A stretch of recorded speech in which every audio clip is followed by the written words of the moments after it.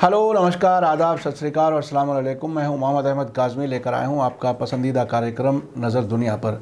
Middle east में हालात बहुत तेज़ी से बदल रहे हैं। एक तरफ जहां कुछ अरब बादशाहतें अमेरिका और इजराइल की शरण में ख़ुद को महफूज समझ रही हैं, वहीं कुछ दूसरे अरब मुल्कों में अमेरिका और इजराइल के लिए मुश्किलें बढ़ रही हैं। अब तक इराक़ में ही अमेरिकी एम्बेसी और अमेरिकी फ़ौजों की छावनियों पर नफ़रत भरे हमले हो रहे थे। अब खबर यह है कि सीरिया के हसाका इलाके में अमेरिका की फ़ौजी छावनी पर हमला हुआ है। अमेरिका के प्रेसिडेंट डोनाल्ड ट्रंप ने कुछ महीने पहले सीरिया से अपनी फ़ौजें निकालने के ऑर्डर दिए थे। काफ़ी हद तक सीरिया से निकलकर इराक़ के कुर्दिस्तान पहुंच भी गए थे, लेकिन बाद में कुछ अमेरिकी फ़ौजें सीरिया में कुछ तेल के कुओं से चोरी जारी रखने के लिए फिर से तैनात कर दिए गए थे। ये हमले ऐसे वक्त में हुए हैं जबकि देर ज़ोर में कुछ दिन पहले ही कई अहम कबीलों के सरदारों ने सीरिया की फ़ौज का साथ देने और अमेरिका के ख़िलाफ़ जंग का ऐलान किया था। अब से पहले कई बार सीरिया अपनी ज़मीन से अमेरिकी और तुर्की की फ़ौज को मुल्क छोड़ने के लिए कह चुका है। उधर हाल के दिनों में इजराइल ने भी सीरिया पर कई हमले किए हैं। इस एपिसोड में ये भी बताएंगे कि आखिर अमेरिका सीरिया में क्या करना चाहता है और ये कि इजराइल सीरिया पर किसके इशारे पर हमले करता रहा है। आखिर तक ज़रूर देखें। खबर में आगे बढ़ने से पहले आपसे गुजारिश है कि अगर आपने अभी तक media star world YouTube channel subscribe नहीं किया है तो सब्सक्राइब कर लें और घंटी दबाना ना भूलें, ताकि आपको हमारी हर एक वीडियो की खबर सही वक्त पर मिल सके। और अगर आपको हमारी खबर सच्ची और अच्छी लगे तो अपने व्हाट्सएप ग्रुप, फेसबुक, इंस्टाग्राम और ट्विटर अकाउंट पर ज़रूर शेयर करें, ताकि मीडिया स्टार वर्ल्ड की खबरें दुनिया भर तक पहुँच सकें। आज की बड़ी खबर यह है कि नॉर्थ सीरिया के देर ज़ोर के बाहरी इलाके में मौजूद अमेरिकी फौजी छावनी पर रॉकेट से हमला हुआ है। कहा जा रहा है कि इस हमले की जिम्मेदारी अभी किसी ने नहीं ली है।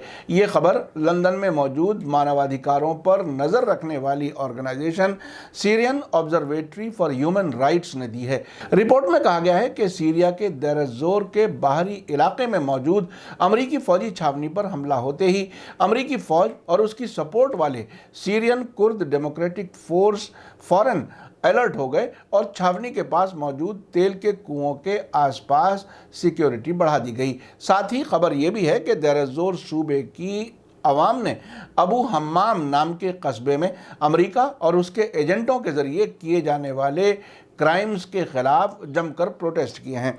ये प्रोटेस्टर्स अमेरिकी फ़ौज और उसके एजेंटों के मुल्क से निकल जाने की मांग कर रहे हैं। देर ज़ोर के लोगों का कहना है कि पूर्वी सीरिया के अल जज़ीरा इलाके से अमेरिका की सपोर्ट वाले हथियारबंद गिरोहों ने अलग अलग बहानों से दसियों जवानों का अगवा कर लिया है। वहाँ के लोग इन जवानों की फ़ौरन रिहाई की मांग कर रहे हैं। सीरिया में अमेरिकी फ़ौजी छावनी पर हमले ऐसे वक्त में शुरू हुए हैं जबकि अभी तकरीबन 10 दिनों पहले ही सीरिया के हस्का सूबे के कबीलों के सरदारों ने अपने मुल्क से अमेरिकियों को निकाल बाहर करने के लिए जन प्रतिरोध यानी रेजिस्टेंस का रास्ता अपनाने का ऐलान किया था। उस वक्त सीरिया की सरकारी न्यूज़ एजेंसी साना ने रिपोर्ट दी थी कि हस्का सूबे में कबीलों के सरदारों और अहम हस्तियों ने 3 दिसंबर को सरकार से कबीलों का राष्ट्रीय लगाव टाइटल के तहत एक प्रोग्राम में कबीलों के सरदारों ने सीरिया की ज़मीन पर नाजायज़ तौर पर कब्ज़ा करने वाले अमरीकियों और तुर्कों के ख़िलाफ़ जंग करने का ऐलान किया है। उन्होंने अमेरिका और तुर्की के ज़रिए अपने मुल्क की ज़मीन पर कब्ज़े को पूरी तरह खारिज करते हुए कहा है कि कबीले के सपूत सीरियाई जनता के साथ और अपनी आवाम के लिए वफ़ादार हैं। इन सरदारों ने टेररिस्ट्स के ख़िलाफ़ सीरियाई फ़ौज के ऑपरेशन में साथ देने पर जोर दिया। रिपोर्ट के मुताबिक इस प्रोग्राम में मुसलमान और ईसाई मजहबी रहनुमा भी शामिल थे। कबीलों के सरदारों ने जोर दिया कि नेशनल यूनिटी साजिशों से निपटने का बेहतरीन हल है, जिन साजिशों का मकसद हमारे मुल्क को बांटना है।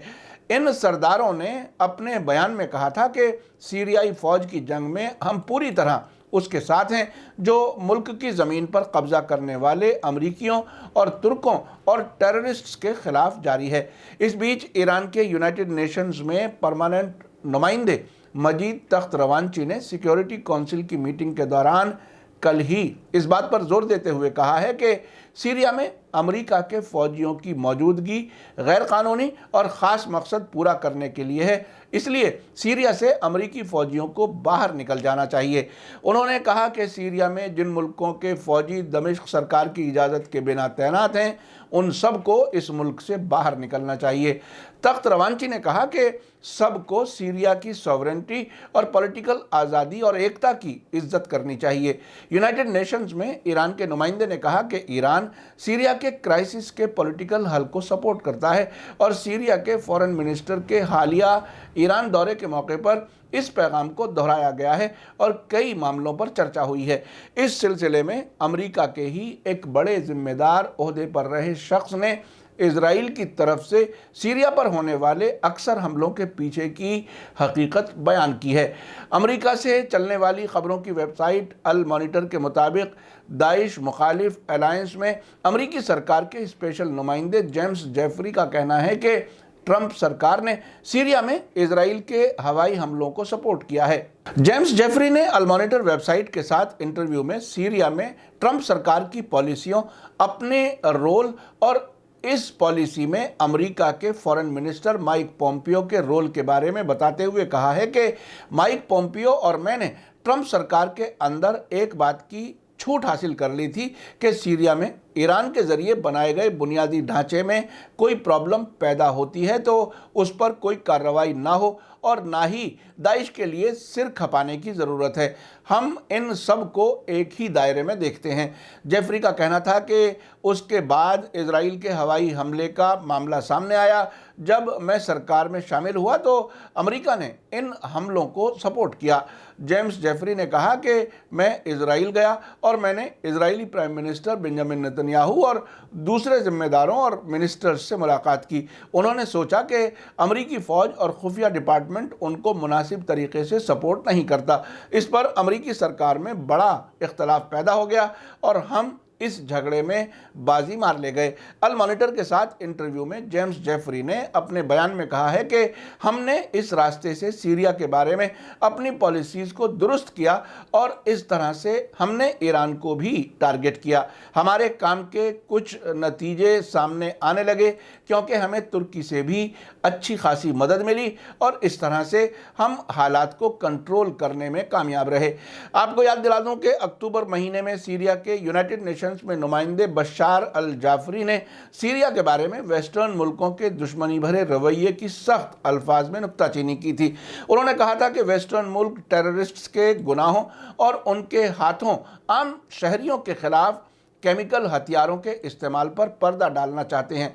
उन्होंने सिक्योरिटी काउंसिल की बैठक में कहा था कि दमिश्क सरकार ने बार बार ये ऐलान किया है कि उसने न सिर्फ अब से पहले केमिकल हथियारों का इस्तेमाल नहीं किया है बल्कि वो आइंदा में भी ऐसा नहीं करेगी। उन्होंने कहा कि अमेरिका वो अकेला मुल्क है जिसके पास दूसरी वर्ल्ड वार के बाद भी केमिकल हथियारों के बड़े भंडार मौजूद हैं और वे उन्हें ख़त्म करने के लिए भी तैयार नहीं हैं। इसी साल जून में अमेरिकी फॉरेन मिनिस्टर माइक पोम्पियो ने सीरिया मुखालिफ सीजर कानून के तहत सीरिया के साथ कोऑपरेशन करने वाले 39 लोगों और ऑर्गेनाइजेशन पर पाबंदी लगाने की इंफॉर्मेशन दी थी। उस वक्त रॉयटर्स न्यूज़ एजेंसी ने अपनी रिपोर्ट में कहा था कि सीजर या कैसर कानून के तहत सीरिया के जिन लोगों पर पाबंदी लगी है उसमें प्रेसिडेंट बशार अल असद और उनकी वाइफ अस्मा असद भी शामिल हैं। माइक पोम्पियो ने कहा था कि अमेरिका सीरिया के खिलाफ ज़्यादा से ज़्यादा पाबंदियां लगाने के बारे में जायज़ा ले रहा है। ये कोई आखिरी कार्रवाई नहीं होगी मगर जब तक जनता के खिलाफ सीरिया हुकूमत बेरहम जंग ख़त्म नहीं करती ये सिलसिला जारी रहेगा।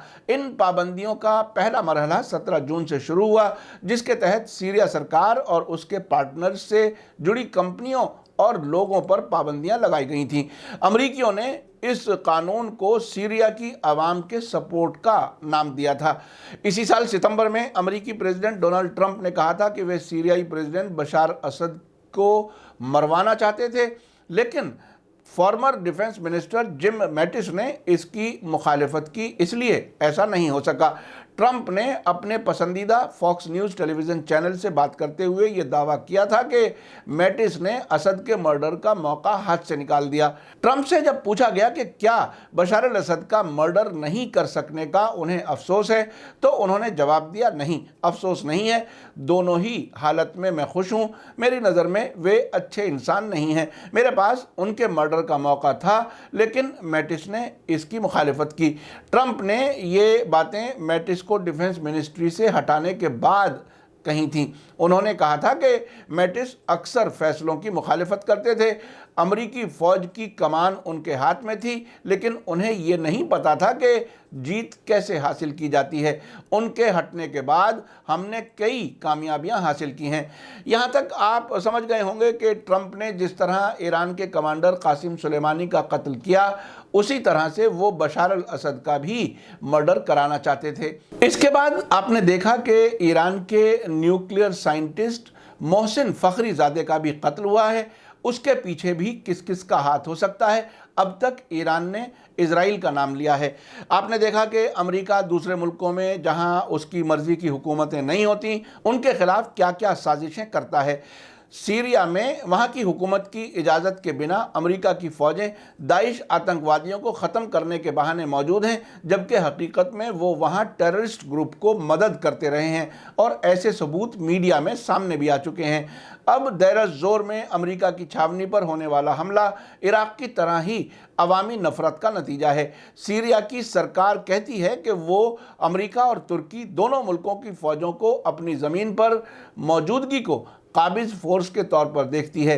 ईरान, इराक़ और सीरिया और साथ ही लेबनान अमेरिका के ख़िलाफ़ अलायंस का हिस्सा हैं, जहां सऊदी अरब और उसके साथी अरब सरकारें इजराइल और अमेरिका के तलवे चाट रहे हैं। वहीं दूसरी तरफ इराक़ के बाद अब सीरिया में अमेरिकी फ़ौजियों पर हमले शुरू हो गए हैं। आने वाले वक्त में ये देखना काफ़ी दिलचस्प होगा कि अमेरिका में जो बाइडन की सरकार आने के बाद अमेरिका की फ़ौज सीरिया में रहती है या वापस हो जाती है। इसी के साथ मुझे दीजिए इजाज़त। आज का एपिसोड कैसा लगा कमेंट्स में ज़रूर लिखें। थैंक यू, धन्यवाद, शुक्रिया। जय भारत, जय हिंद। मीडिया स्टार वर्ल्ड के और वीडियो देखने के लिए हमारे चैनल को सब्सक्राइब करें और सीधे नोटिफिकेशन पाने के लिए बेल आइकन दबाएं। और अगर हमारी खबर सच्ची और अच्छी लगे तो अपने व्हाट्सएप, इंस्टाग्राम, फेसबुक और ट्विटर अकाउंट पर ज़रूर शेयर करें।